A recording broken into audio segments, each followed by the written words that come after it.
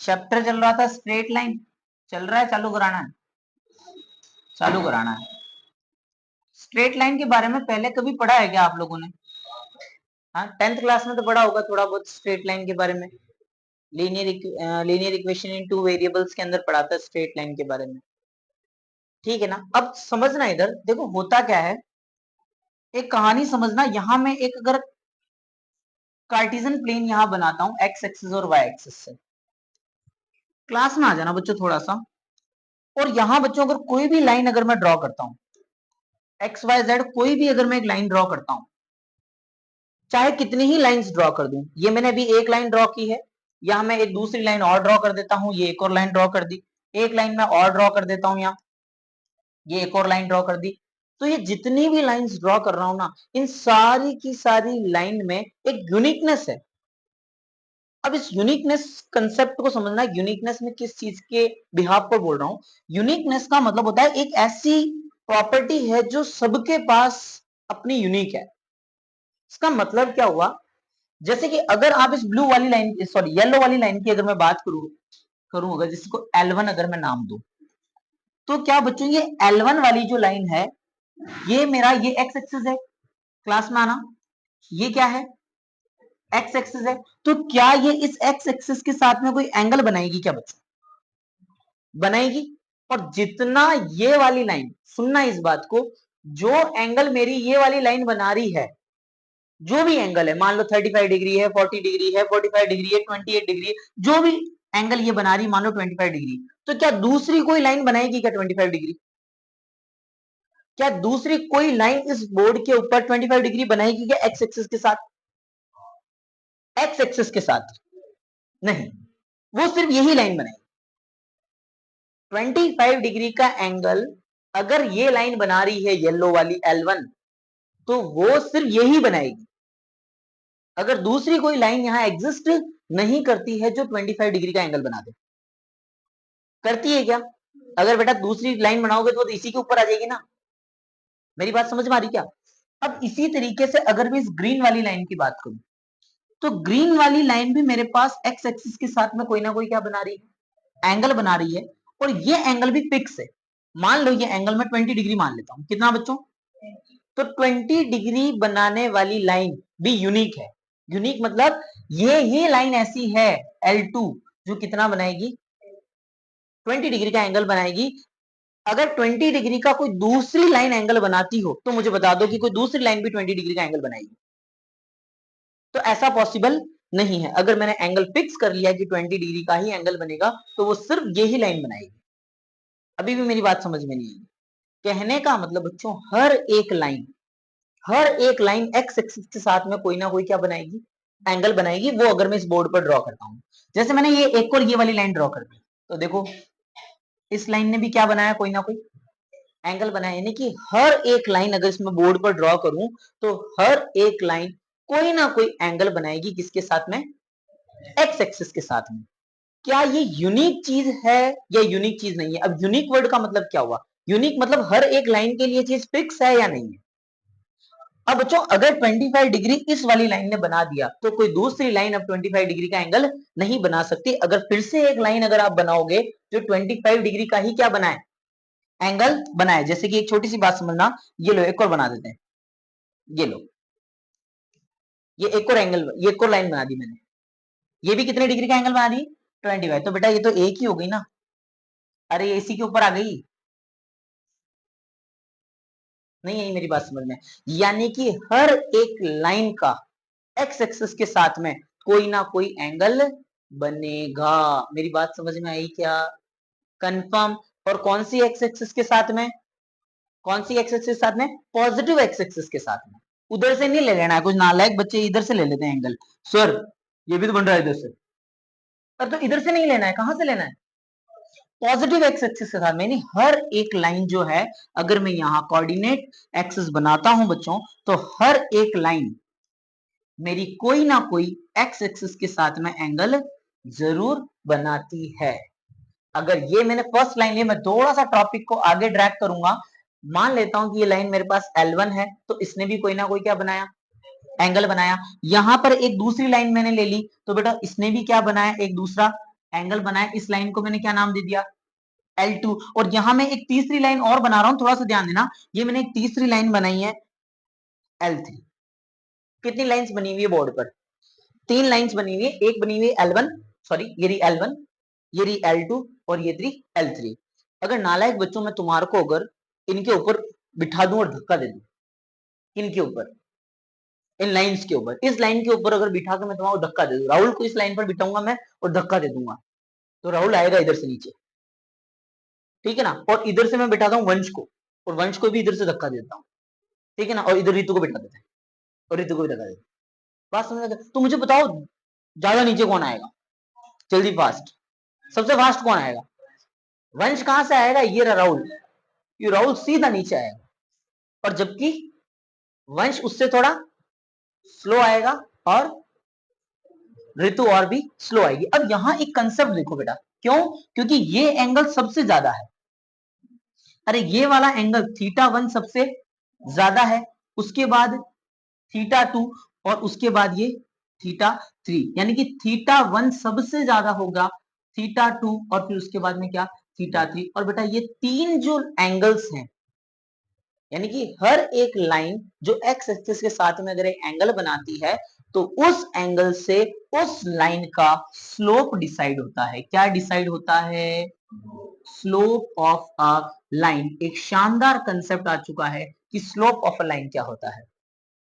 यानी कि अगर कोई भी लाइन है, अगर कोई भी स्ट्रेट लाइन है कार्टेशियन प्लेन के अंदर, तो वो कोई ना कोई एंगल जरूर बनाएगी, और वही एंगल उसका क्या डिसाइड करेगा, स्लोप डिसाइड करेगा। जिसका एंगल ज्यादा उसका स्लोप भी ज्यादा। मेरी बात समझ में आ रही है क्या? यानी कि उस एंगल से हम उस लाइन का क्या निकाल सकते हैं बच्चों, स्लोप निकाल सकते हैं, और उसी को क्या बोला जाएगा, स्लोप ऑफ अ लाइन। जो हर एक लाइन का अपना कुछ ना कुछ होता है। मेरी बात शायद अभी भी क्लियर नहीं हुई है। आगे बात समझ में, कि हर एक लाइन कोई ना कोई क्या बनाएगी बच्चों, एंगल बनाएगी, और उसी एंगल से उस लाइन का क्या डिसाइड होगा, स्लोप डिसाइड होगा। तो क्या मैं यहां से कह सकता हूं जानवी कि हर एक लाइन का कोई ना कोई स्लोप होता है, हर एक लाइन का कोई ना कोई अपना एक स्लोप होता है? ठीक है, अब सुनना मेरी बात, जैसे इस बच्चे ने जो क्वेश्चन किया उसको भी मैं आगे लेकर आऊंगा। सबसे पहले तो इस कहानी को समझो कि क्या हर एक लाइन का अपना स्लोप होता है या नहीं होता है। होता है, क्योंकि हर एक लाइन कोई ना कोई क्या बनाएगी बच्चों, एंगल बनाएगी। अब देखो यहां पर कुछ कंसेप्ट ले रहा हूं मैं, ये मेरी कार्टेशियन प्लेन हो गया, इस लाइन ने कोई ना कोई एंगल बनाया, इस लाइन ने देखो उससे थोड़ा सा ज्यादा एंगल बनाया, और इस लाइन ने तो बिल्कुल 90 डिग्री बना दिया। अच्छा इस लाइन ने थोड़ा सा एंगल कम बनाया, अच्छा इस लाइन ने, यानी ये तो बिल्कुल ही क्या आ गई, अरे बिल्कुल स्ट्रेट आ गई, बिल्कुल पैरेलल आ गई एक्स एक्सिस के साथ। तो एक छोटी सी बात बताओ बच्चों, ये लाइन कितना एंगल बनाएगी एक्स एक्सिस के साथ? तो ये तो सर कोई एंगल ही नहीं बनाएगी, यानी कि इसका एंगल कितना बच्चों, 0 डिग्री।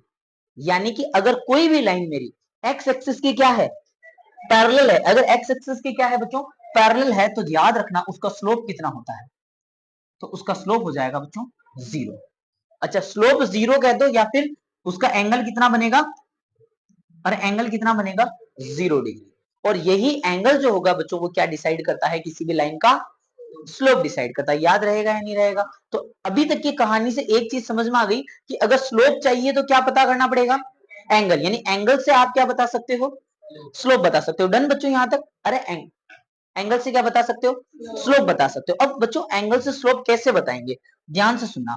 तो एंगल से स्लोप बताने के लिए हमारे पास एक फॉर्मूला होता है, कि अगर आपको किसी भी लाइन का क्या निकालना है, स्लोप निकालना है, तो स्लोप का फॉर्मूला होता है टेन थीटा। क्या होता है, टेन थीटा।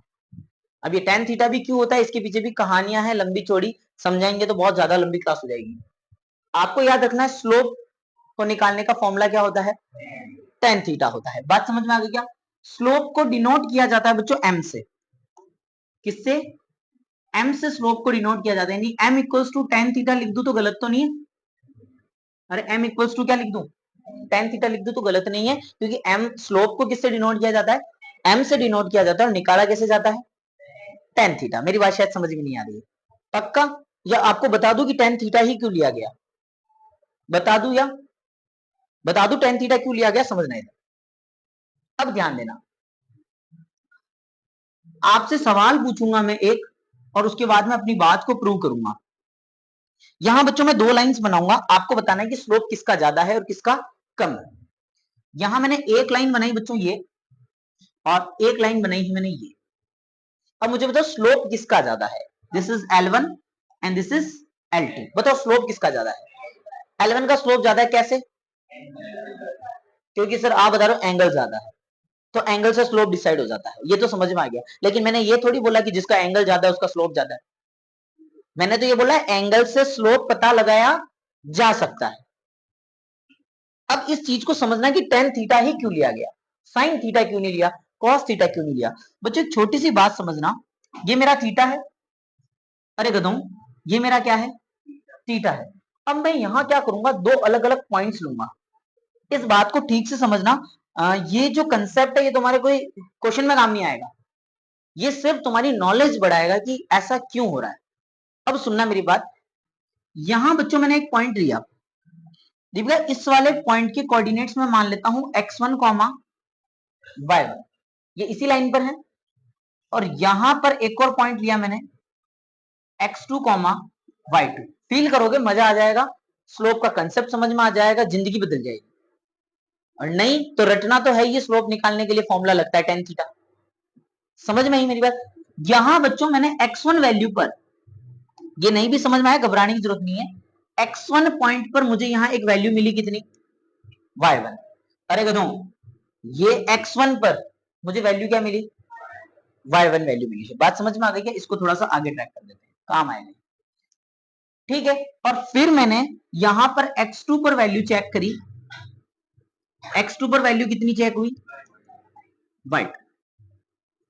अब स्लोप का मतलब होता क्या है, स्लोप का मतलब ये होता है मुस्कान कि जब मैं x की वैल्यू को बढ़ाता हूं, जब मैं x की वैल्यू को इंक्रीज करता हूं, तो मेरी y की वैल्यू इंक्रीज होती है, नहीं होती है, कम होती है, ज्यादा होती है, ये कंसेप्ट बताता है उस लाइन का स्लोप क्या है।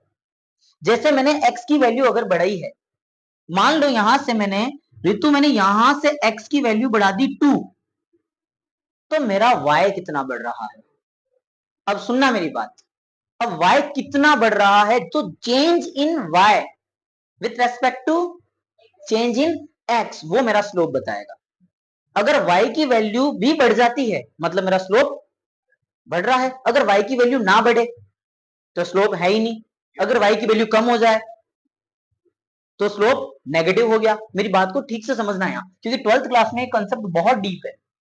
जब मैंने बच्चों x की वैल्यू को बढ़ाया तो मैं ये चेक कर रहा हूं कि मेरा y कितना बढ़ा है, यानी कि मुझे फाइंड करना है कुनिका change in y, change in y कि y कितना चेंज होगा with respect to change in x।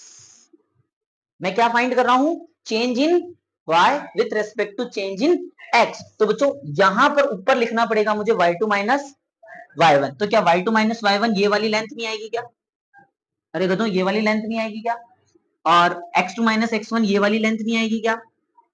अब अगर इस ट्राइंगल को अगर मैं देखूं यहां दीपिका, इस वाले ट्राइंगल को अगर मैं यहां देखूं तो ये क्या मिलेगा, परपेंडिकुलर, और ये क्या मिलेगा, बेस। परपेंडिकुलर अपॉन बेस क्या होता है बताओ, tan थीटा। इसीलिए स्लोप निकालने के लिए क्या लिया जाता है, tan थीटा लिया जाता है, क्योंकि जब मैं tan थीटा निकालता हूं तब आता है परपेंडिकुलर अपॉन बेस, और परपेंडिकुलर बताता है चेंज इन y और बेस बताता है चेंज इन x।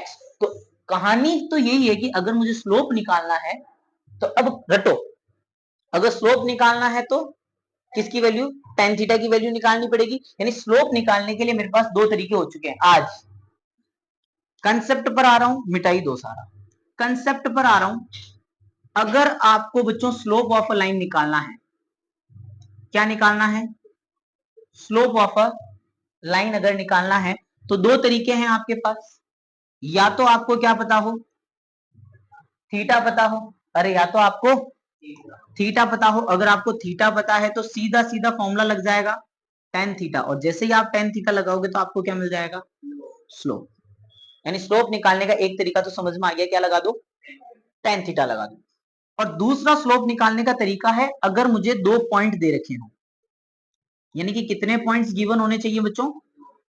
2 पॉइंट्स अगर मुझे यहां पर गिवन है, देन स्लोप निकाला जा सकता है y2 minus y1 upon x2 minus x1। बताओ समझ में आया नहीं आया? तो स्लोप की कहानी तो समझ में आ गई कि हर एक लाइन अगर है तो उसका कोई ना कोई स्लोप होगा, और उसका स्लोप कैसे निकाला जा सकता है? या तो आपको एंगल पता हो, या फिर आपको 2 पॉइंट पता हो। डन। तो अब तो अपन डायरेक्ट यूज करेंगे कि किसी भी लाइन का स्लोप कैसे निकालेंगे, एक तो एंगल के फॉर्म से और एक किसके फॉर्म से? पॉइंट के फॉर्म से। चल सकता हूं बच्चों आगे? अब आगे आओ, सुनना मेरी बात, क्लास में आना। फिर से मैं यहाँ कोऑर्डिनेट में बिल्कुल डिटेल्ड समझा रहा हूं, ऐसा ना मतलब ये चीजें कोई तुम्हारे क्वेश्चन सॉल्व करने में काम नहीं आएगी, ये चीजें क्वेश्चन सॉल्व करने में काम नहीं आएगी, ये तुम्हारे काम आएगी कंसेप्ट वाइज। यहां मैंने एक लाइन बनाई, ये वाली लाइन L1 है। अब ढंग से सुनना मेरी बात, अगर तुमने 9th क्लास ढंग से पढ़ी है तो यहां पर बच्चों एक लाइन और बनाता हूं जो बिल्कुल इसके पैरेलल है। लग रही है क्या पैरेलल? ये वाली लाइन बिल्कुल इसके क्या है बच्चों? पैरेलल है। बात ठीक से समझना, अगर यहां एंगल बनता है मेरा थीटा, कोई भी एंगल मान लो थीटा है, यहां कितना बनेगा? थीटा ही बनेगा। क्लास 9th में अपने पढ़ा था कोरस्पॉन्डिंग एंगल होते हैं, तो यहां पर भी एंगल कितना है? तो अगर कोई भी दो लाइंस हैं और दोनों लाइंस आपस में पैरेलल हैं, तो क्या वो एक्स एक्सिस के साथ में सेम एंगल बनाएगी या नहीं बनाएगी? ऑब्वियस सी बात है सर, दोनों क्या बनाएंगे? एक्स एक्सिस के साथ में सेम एंगल बनाएगी, यानी दोनों के लिए थीटा सेम है। तो दोनों के लिए थीटा अगर सेम है तो बेटा दोनों के लिए टेन थीटा भी सेम। अरे गधो, इसके लिए 45 है तो इसके लिए भी, इसके लिए 30 है तो इसके लिए भी, इसके लिए 45 है तो इसके लिए 45। बात समझ में आ गई क्या? यानी कि दोनों का स्लोप क्या हो जाएगा बेटा? सेम हो जाएगा। तो यहां से एक चीज समझ में आ जाती है कि अगर दो लाइंस आपस में क्या है? पैरेलल है, तो दोनों का स्लोप क्या होता है बच्चों? सेम होगा। इसका अगर स्लोप m1 है, इसका स्लोप अगर m2 है, तो हंसते मुस्कुराते लिख सकता हूं कि m2 किसके बराबर होगा? m1 के बराबर होगा। नहीं यार, बात समझ नहीं आ रही है, क्योंकि दोनों लाइंस क्या हैं? पैरेलल। तो आज की बात कभी नहीं बोलूंगा, अगर दो लाइंस पैरेलल है तो उनका स्लोप इक्वल होगा। अब ये बार बार नहीं बताऊंगा। चल सकते हैं आगे? डन, पक्का। नेक्स्ट कंसेप्ट देखो, इधर आना। अगर मेरे पास फिर से मैंने कार्टेशियन प्लेन बनाया और यहां मैं क्या करता हूं, कुनी का एक लाइन बना देता हूं। ये कंसेप्ट बस पढ़ने, आज सिर्फ कंसेप्ट पढ़ने, बाकी क्वेश्चन तो यूं ही हो जाएंगे। क्वेश्चन तो गूगल पे धाप के पड़े हुए, तो कहीं से भी आप आंसर तो निकालोगे। कंसेप्ट समझना आज। ये एक लाइन है, इस लाइन का नाम देता हूं मैं L1, एक लाइन है। मुझे एक बात बताओ बच्चों, ये एक्स एक्सिस के साथ में कितना एंगल बना रही है? 0 डिग्री। अगर नहीं समझ में आया तो फिर इसको इसके ऊपर लाके देखना, तो कितना एंगल बनाएगी? मतलब थीटा कितना आ गया? अरे थीटा कितना आ गया? 0 डिग्री। और स्लोप निकालने के लिए सर ने एक फॉर्मूला बता रखा है, क्या? टेन थीटा, मतलब टेन जीरो। और अगर 10th क्लास पढ़ी हुई हो तो टेन जीरो की वैल्यू समझ में आ जाएगी। मतलब अगर कोई भी लाइन एक्स एक्सिस के अगर पैरेलल है, सूगलो, अगर एक्स एक्सिस के क्या है? पैरेलल हैं, तो बताओ उसका स्लोप हमेशा कितना रहेगा? कहानी समझ में आई कि नहीं? दो चार कंसेप्ट समझा दिए मैंने। स्लोप निकालना बता दिया, slope equals to tan theta अगर एंगल गिवन हो तो, और पॉइंट्स गिवन हो तो y2 minus y1 upon x2 minus x1। दो लाइंस अगर पैरेलल हो तो स्लोप दोनों का सेम होगा, जीरो नहीं होगा। दोनों का स्लोप क्या होगा? सेम होगा। और अगर कोई भी लाइन अगर एक्स एक्सिस के पैरेलल है तो स्लोप क्या होगा उसका? जीरो हो जाएगा। बात समझ में आ गई क्या? और ये हमने देखो प्रूव भी कर दिया। नहीं आ रही साथ बात समझ में? अब बच्चों ध्यान से सुनना है, इधर इस कंसेप्ट को मैं और डीप ले जाता हूं। यहां मेरे पास एक लाइन है जो एक्स एक्सिस के बिल्कुल क्या है बच्चों? अरे एक्स एक्सिस के बिल्कुल क्या है? पैरेलल। इसका स्लोप निकाल के बताओ, स्लोप कितना होगा बताओ? स्लोप जीरो कैसा आया? क्योंकि आप बोल रहे हो कि सर एक्स एक्सिस के पैरेलल है, तो थीटा कितना बनेगा? अरे थीटा कितना बनेगा? लेकिन मैं बोल दूं थीटा ही नहीं पता हो तो, थीटा वाला कंसेप्ट नहीं होता तो फिर एक पॉइंट वाला कंसेप्ट भी होता है हमारे पास। यहां मैंने x1 पर लाडले बच्चों, x1 पर मैंने वैल्यू चेक करी, क्या मिली? y1। फिर मैंने x2 पर वैल्यू चेक करी, फिर से y1 ही मिली। यानी अब इसका अगर मैं स्लोप निकालता हूं, y2 minus y1 upon x2 minus x1, समझना है? तो y2 माइनस y1 की वैल्यू कितनी आएगी? 0 आएगी, क्योंकि y1 भी यही है और y2 भी यही है, तो ऊपर वाली वैल्यू कंप्लीट। नीचे कितना आया? x2 माइनस x1, तो ओवरऑल स्लोप कितना हो गया? 0। चाहे एंगल से निकालो चाहे पॉइंट से निकालो, अगर कोई भी लाइन मेरी x एक्सिस के पैरेलल है तो बच्चों उसका स्लोप कितना हो जाएगा? 0 हो जाएगा। कहानी अगर रिकैप करवाऊं तो tan थीटा जो होता है वो मेरा स्लोप निकाल कर देता है। Slope is denoted by m, slope को m से डिनोट किया जाता है। m फाइंड करने के लिए मेरे पास एक फॉर्मूला होता है y2 minus y1 upon x2 minus x1। अगर दो लाइंस मेरे पास क्या दे रखी है बच्चों? पैरेलल दे रखी है, तो दोनों का स्लोप क्या होता है? सेम होता है, यानी कि इक्वल होता है। अगर कोई भी लाइन मेरी x एक्सिस के पैरेलल है तो x एक्सिस का खुद का स्लोप कितना होता है? तो खुद का स्लोप भी कितना होता है? 0। और जितनी भी लाइंस x एक्सिस की क्या है बच्चों? पैरेलल है, तो उनका सभी का स्लोप कितना होगा? 0 होगा। याद रह जाएगी क्या मेरे पास? तो ये आपके स्लोप वाले कंसेप्ट थे। चल सकता हूं आगे। नेक्स्ट टॉपिक देखना, फिर से कार्टेशियन प्लेन बना रहा हूं। बोर तो नहीं हो रहे हो? हो रहे हो?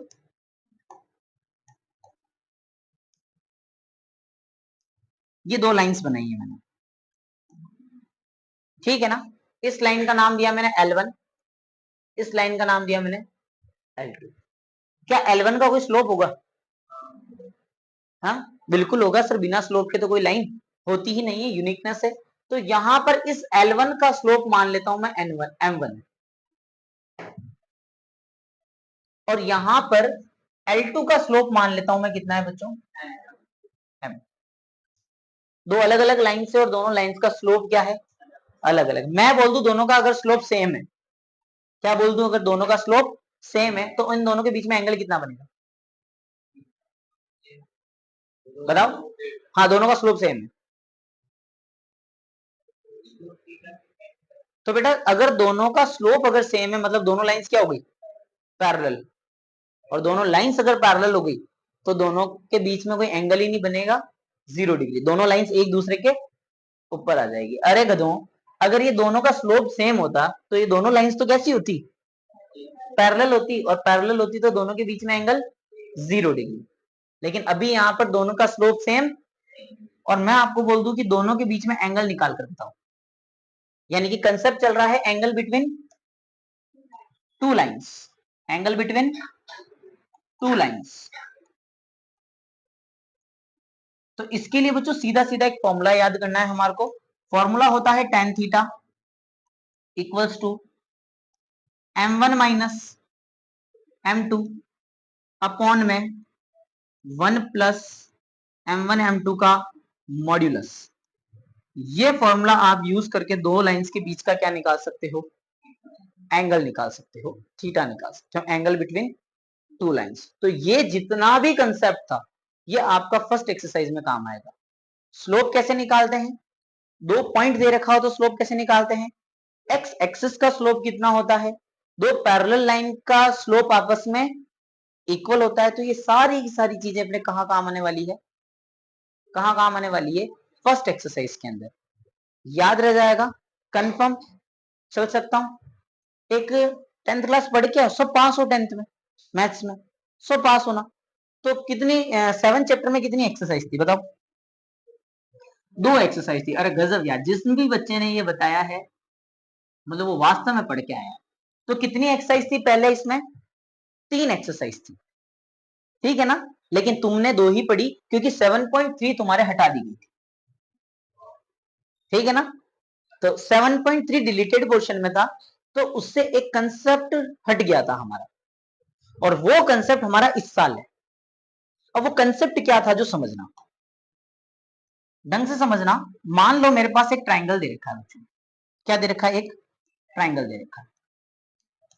ठीक है, ये मेरे पास पॉइंट ए है, ये बी है, और ये क्या है, सी है। एरिया ऑफ ट्राइंगल का फॉर्मूला क्या होता है, हाफ बेस इंटू हाइट। ये गरीब अवस्था है, गरीब अवस्था मतलब जब हम छोटे थे, मतलब बेसिक है, यहीं से हम बड़े हुए हैं, हाफ बेस इंटू हाइट से, और उसके बाद तो हमने आग लगा दी पाइथागोरस थ्योरम, पता क्या क्या निकाल दिया हमने, हेरोन्स फॉर्मूला निकाल दिया, और हमने आइसोस्केलेस ट्रायंगल का अलग फॉर्मूला निकाल दिया, इक्विलेटरल ट्रायंगल का। लेकिन गरीब अवस्था यानी बेसिक चीज क्या थी, हाफ बेस इनटू हाइट, यही था। लेकिन बच्चों ये फॉर्मूला तब लगता है जब आपको साइड्स गिवन होती है। अगर मैं ऋतु यहां पर इन तीनों पॉइंट्स के सिर्फ कोऑर्डिनेट्स दे दूं कि भैया तेरे कोऑर्डिनेट्स तो हैं x1 और y1, तेरे कोऑर्डिनेट हैं x2 और y2, अरे गरीब अवस्था ऐसे नहीं, तारीफ वाली गरीब अवस्था बोली हुई मैंने, यानी बेसिक है वो हमारा। अब यहां पर हमें तीन क्या दे रखे हैं बेटा, कोऑर्डिनेट्स दे रखे हैं, साइड्स नहीं दे रखी। क्या दे रखे हैं समझ में आ रही क्या मेरी बात, अरे गधू समझ आ रही क्या मेरी बात, यानी ये एक्स एक्सिस और वाई एक्सिस के बीच में ये तीन पॉइंट्स दे रखे हैं, तीन कोऑर्डिनेट्स दे रखे हैं। अब आपसे बोल दिया जाए कि इस ट्रायंगल का क्या निकाल के बताओ, एरिया निकाल के बताओ। तो ये कंसेप्ट था आपका क्लास 10th के अंदर, समझ में आ रही है क्या मेरी बात। और इस ट्रायंगल का एरिया निकालने के लिए हमारे पास एक फॉर्मूला हुआ करता था, और वो फॉर्मूला था बच्चों एरिया ऑफ ट्रायंगल। ढंग से समझना, शायद हो सकता है तुम्हारे को याद भी ना हो, याद तो मैं करवा दूंगा। Area of triangle 1/2 bracket starts x1 y2 minus y3 plus x2 y3 minus y1 plus x3 y1 minus y2। घबराए, घबराए, पढ़ा ये फॉर्मूला पहले कभी। तो ये अपने लास्ट ईयर था 7.3 के अंदर जो हटा दिया गया। बात समझ में आ गई क्या, यहां पर x1 y1 x2 y2 ये सब क्या है बताओ, बताओ, ये सारे के सारे क्या है बच्चों, कोऑर्डिनेट्स हैं। यानी कोऑर्डिनेट्स अगर गिवन है तो आपको सिर्फ उन पॉइंट्स को यहां रखना है और आंसर आ जाएगा, एरिया ऑफ ट्रायंगल। और ध्यान रखना इसको मोड में रखना है, इसको किस में रखना है, मॉड में। अगर ये आंसर नेगेटिव भी आता है तो भी आपको किस में लेना है, पॉजिटिव, क्योंकि एरिया ऑफ ट्रायंगल कभी भी नेगेटिव नहीं होता है। समझ में आ रही है नालायकों, समझ में आ तुम्हारे, चल सकते हैं आगे। तो ये कंसेप्ट था आपका पिछले साल एरिया ऑफ ट्रायंगल का। लगा दोगे क्या, फॉर्मूला याद हो जाएगा क्या, फॉर्मूला याद हो जाएगा पक्का, नहीं हो तो मैं बता दूं, याद करा दूं। 1 के बाद क्या आता है, 2 के बाद क्या आता है, और अगर गिनती 3 तक ही होती तो 3 के बाद क्या आता, 1, फिर क्या आता, फिर क्या आता, फिर क्या आता, 1। तो ऐसे ही तो करना है, x1 x2 x3 चलाना है। देखो x1 x2 x3, और x1 के बाद में देखो 2 माइनस 3, 2 के बाद में देखो 3 माइनस 1, और x3 के बाद में 1 माइनस 2। अभी भी याद नहीं हुआ, इसके बाद पोगो भी समझ नहीं आता है। तो x1 ब्रैकेट में y2 minus y3 plus x2 y3 minus y1 और x3 y1 माइनस y2। ये फॉर्मूला याद करना है, एरिया ऑफ ट्रायंगल निकल जाएगा। कोई दिक्कत हो बताओ, नहीं आ रही मेरी बात सुनो, आ गई फिर ठीक है, एक क्वेश्चन कर लो। अगर मान लो मेरे पास एक क्वाड्रिलेटरल होता जस्ट लाइक दिस, ये ट्रेपेजियम बन गया वैसे तो, अरे यार सूला, एक क्वाड्रिलेटरल दे रखा है बच्चों, अरे यार हद हो गई।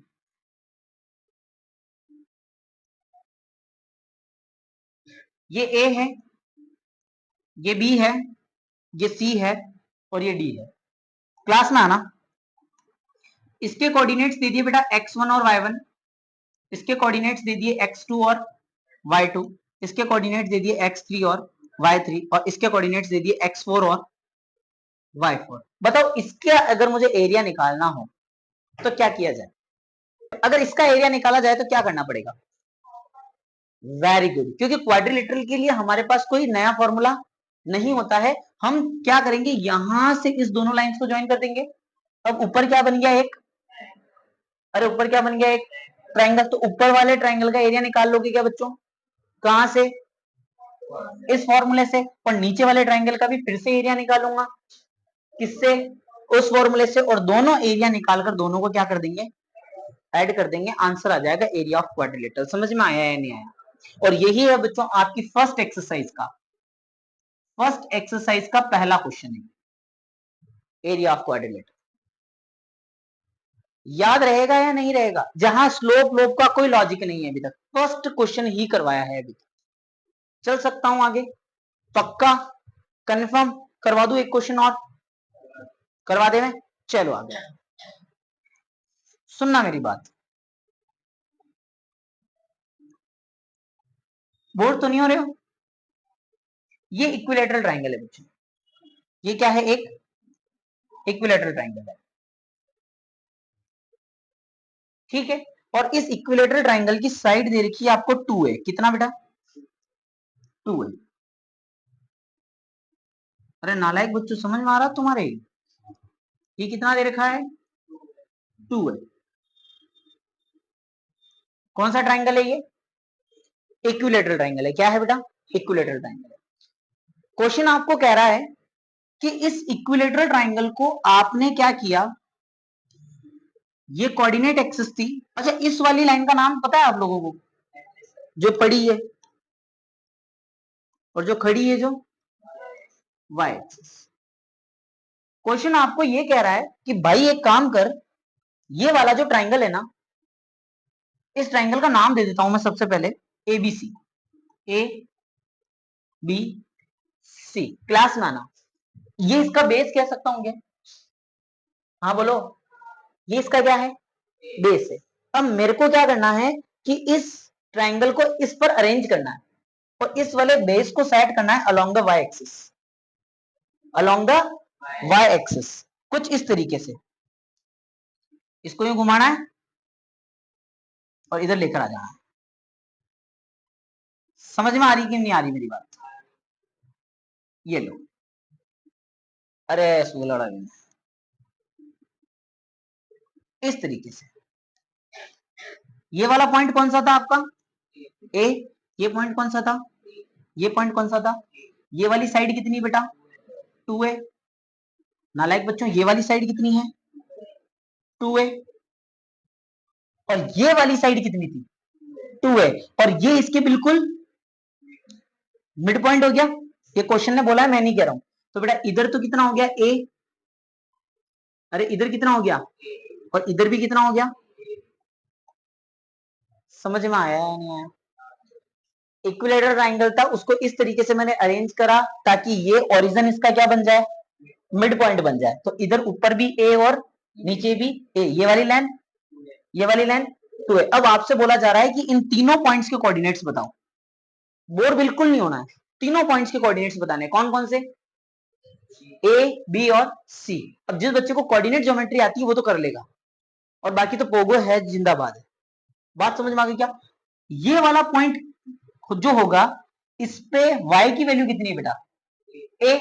और x की वैल्यू 0, क्योंकि खुद क्या है? y एक्सिस है। अरे गधों, खुद y एक्सिस है तो x की वैल्यू कितनी? 0। तो x की वैल्यू तो 0, और x की वैल्यू तो, और y की वैल्यू, कोऑर्डिनेट आ गया क्या? अच्छा, यहां से कुनिका, इसकी अगर मैं बात करूं, इस वाले पॉइंट की सी की, तो x की वैल्यू और y की वैल्यू -है। अरे नीचे आना पड़ रहा है, -है। कितने कोऑर्डिनेट्स मिल गए? अब कौन सा कोऑर्डिनेट ढूंढना है? ए। अब ये ए वाला पॉइंट तो x एक्सिस पर है, तो y की वैल्यू तो 0। अब x की वैल्यू कहां से 0 हो जाएगी? तो x एक्सिस है ना, y की वैल्यू 0 होगी। और x की वैल्यू कितनी होगी?